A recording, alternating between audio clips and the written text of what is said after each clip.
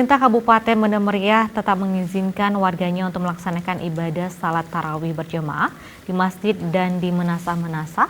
Dan langkah ini diambil Pemda setempat setelah mengadakan rapat koordinasi antara Forkopimda dan Forkopimcap, dan penjual takjil berbuka diwajibkan memakai masker.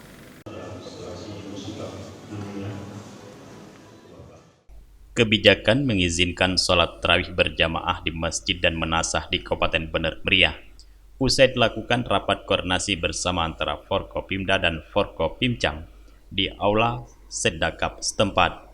Kesimpulan ini diambil usai pemerintah Bener Meriah dinyatakan sebagai zona hijau penyebaran COVID-19, di mana MUI telah mengeluarkan edaran ke beberapa daerah agar tidak mengadakan sholat tarawih berjamaah. Meskipun mengizinkan sholat tarawih berjamaah, namun sejumlah SOP kesehatan tetap harus dijaga, dan bagi jamaah yang melaksanakan sholat tarawih diharuskan membawa sajadah dan menggunakan masker agar terhindar dari penyebaran virus COVID-19.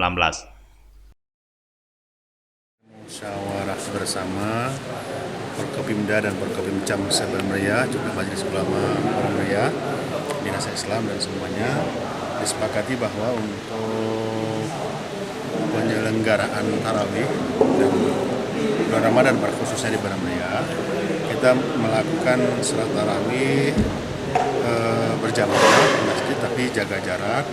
Sholat hari raya juga demikian, jaga jarak. Untuk tadarus nanti kita mengatur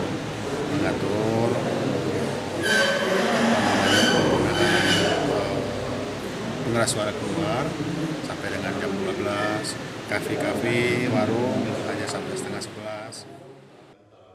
Selain tarawih, Pemkab Bener Meriah juga mengizinkan untuk tadarus usai tarawih yang lazimnya dilakukan selama bulan Ramadan. Hanya saja diharuskan physical distancing dan pembatasan jarak duduk serta jam tadarus.